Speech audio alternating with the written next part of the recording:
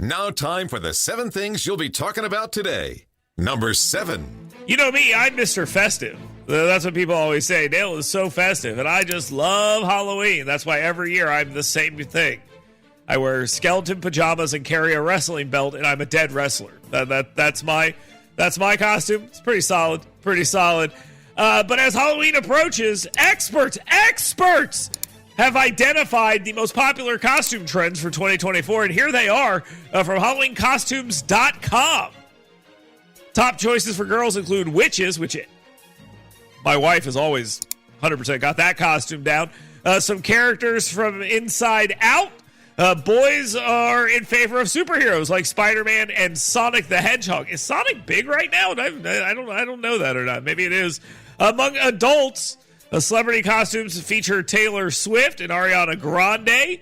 Is Ariana Grande big right now? Okay, and Beetlejuice. Lots of Beetlejuice stuff this year as well. Number 6. Police officers trained as drug recognition experts use a 12-step evaluation to identify drug-impaired drivers, analyzing factors like eye movements, muscle tone, and blood pressure. If they looked at me, they'd be like, this guy must be on a lot of drugs because I am jacked. But critics argue, I don't think that's what they actually mean by that, but critics argue the science behind the drug recognition experts' evaluations is flawed. Can I just kind of summarize the AL.com investigation into this a little more clearly? People are getting pulled over and going, you can't tell that I'm high. You can't tell that I'm high. You don't know if I'm too high to drive. And AL.com's like, yeah, you don't know if they're too high to drive. And that's basically the argument they're having right now. People want to be able to do marijuana recreationally or medically and get behind the wheel of the vehicle. And then they want to be able to tell the cops, well, you can't prove that I'm high. That's the summary. Number 5. Voter fraud. Being a bit of an expert in that as well is something that actually exists in Alabama. Michelle Tomei, a nursing home worker in Mobile, Alabama, was arrested earlier this month for allegedly forging the signature of an incapacitated resident on an absentee ballot application. Tomei faces charges of voter harvesting, forgery, and identity theft after authorities reported she placed a pin in the resident's hand to mark an X on the form. Like, we're talking about going the extra step here. Just write the name on there. What are you doing, putting the pin in their hand? I don't know how they caught her, but okay. Mobile County District Attorney Keith Blackwood emphasized the importance of free and fair elections and vowed to prosecute any violations of Alabama's voter laws. People are like, what? It's only one time. It's not a big deal. No. You make an example of these people. By the way, she got charged with forgery? Me too. I had to charge with that. They tried to get me on that too. Number 4. Alabama and 24 other states are petitioning the Supreme Court to halt a federal court order that requires Virginia to reinstate 1,600 non-citizens to its voter rolls just before the upcoming election. Yes, that's right. We have federal courts out there going, but what if we allowed people who are not eligible to vote to vote? States like Alabama and Attorney General Steve Marshall say, no, we don't want to do that. Those 25 states combined are questioning this decision and asking the Supreme Court to step in and stop this because they don't want to allow non-citizen participation. The amicus brief asserts that the federal court's mandate infringes on states' rights to set voter qualifications, urging the Supreme Court to act swiftly. Look, if they incorrectly remove someone, there is a mechanism to file a provisional ballot.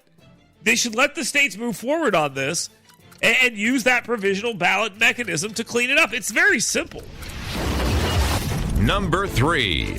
Under President Biden and Vice President Kamala Harris, because that's how you pronounce her name correctly, the number of unaccompanied minor immigrants sent to Alabama has nearly tripled compared to the Trump administration, reaching 8,000 almost in the fiscal year 2021. The highest number under Biden was for fiscal year 2022, while the Trump administration's peak was 2019 with 1,100 minors. Still not good, but remember this. The Biden administration was trying to fight all of this while the media and their Democrats in different states were arguing that they had to continue allowing people in. People are like, oh, well, Donald Trump let people in. No, Donald Trump fought this nonstop. He tried to build a wall. They refused to let him. Courts tied it up for years.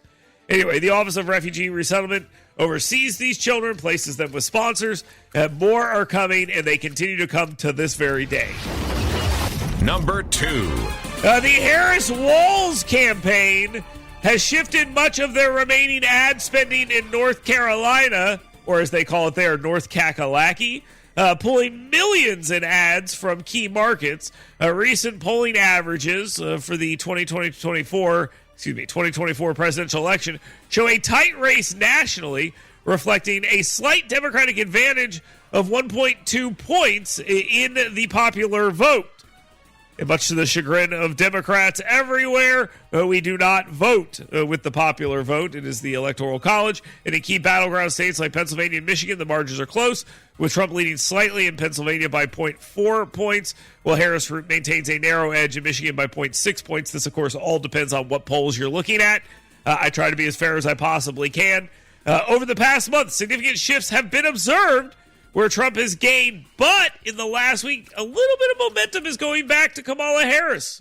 We're watching the race still. Time for the number 1 thing you'll be talking about today. The joy from the Kamala Harris campaign that the media assured us was happening, which basically was laid out by a cackling moron being unable to answer any questions, but being able to laugh at almost anything. That's basically was the joy that they had. That seems to have dissipated completely because it is getting dark and it is getting bleak. She delivered her final campaign message, Kamala Harris did, from Washington, D.C., the same location where Donald Trump allegedly incited his supporters on January 6, 2021. And by the rules of the media in 2024, it appears she wants people to become insurrectionists. And that's what she's looking for. To make matters worse, in 1925, a Klan rally was held there as well, meaning Kamala Harris is secretly courting the Klan. I can't believe it either. It is outrageous. Outrageous behavior by the Harris campaign. Harris, during her speech, she told us, and the media repeated, it was about joy and bringing people together and a better vision for America. So she then proceeded to refer to her opponent as Adolf Hitler, suggest he was a tyrant, and that his supporters were fascist. Because unity. If you say unity enough, it doesn't matter what else you say, it's all about unity. Like, I mean, saying, Kamala Harris is so smart, and then going on and laying out how incredibly stupid she is over and over and over again, it'd be hard for you to believe that I actually thought she was smart. Same exact thing here. Meanwhile, her boss, President Joe Biden, was on a laptop inside the White House, ranting on Twitter or something, talking about how Trump supporters are garbage. Now, the media and the White House is in full-blown cleanup mode, going as far as saying that, no, he didn't say that, to, no, he has a stutter. The third phase of this, we know what it is, right? We always know how this goes. Okay, it's first, this didn't happen. Then it's, all right, that's not what he meant. And then the next phase will be, yeah, he meant that, and he's right. You guys are human garbage. So that's the next phase of this. By the end of the day today, mark my word, by the end of the day today, some talking head will say, yeah, well, so what if Joe Biden said that? He's right. That will be the general consensus, and that person will be doing us all a very big favor. So the Harris-Biden campaign took one of their biggest moments, a comedian that spoke at a rally 4 hours before Trump did, saying something about Puerto Rico, and they turned it around in less than 2 days because Joe Biden can't keep his mouth shut on Twitter, okay, or on Zoom or whatever he was doing. I don't know. He's trapped in the White House somewhere, and I think he's losing his mind. Is he still alive? Maybe it's like a ghost or something. I don't know. But we'll continue. You keep it locked right here. We'll continue having these conversations and getting your thoughts on all of this because it's very simple for you to do so. All you have to do is talk or text. 205, no, that's incorrect. 866-494-WVNN, 866-494-9866. That is the scoutpestcontrol.com WVNN hot Take text line. You can jump in right there, or you can email me, Dale at WVNN.com. That's the downtownrescuemission.org. Email inbox. You can get in right there. A couple of different ways for you to do all of this. The 7 things, of course, brought to you by our friends at 2 Men in a Truck. 2 Men in a Truck. Let's go ahead and talk about these guys for a second and what they can do for you. They can get you moving in the right direction. Why? Because you don't want to make the move by yourself. You ever tried to do that?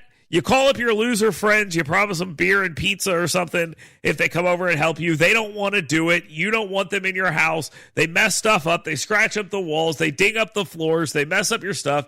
Your wife complains, but she's doing that anyway. It doesn't matter. 2 Men in a Truck, they can make sure that doesn't happen because they've got 2 men, a truck, and so much more. You'll be very happy that they come in and help you make your next move. They'll do it quickly. They'll do it for the best price, and they have what's known as the grandma rule. Treat everyone the way you'd want your grandma to be treated. That's exactly what they do. They are the movers who care, and they're ready to help you with your next move. So check them out today. 2 Men in a Truck, Huntsville.com. Talk to those guys today, and when you do, tell them Dale Jackson sent ya.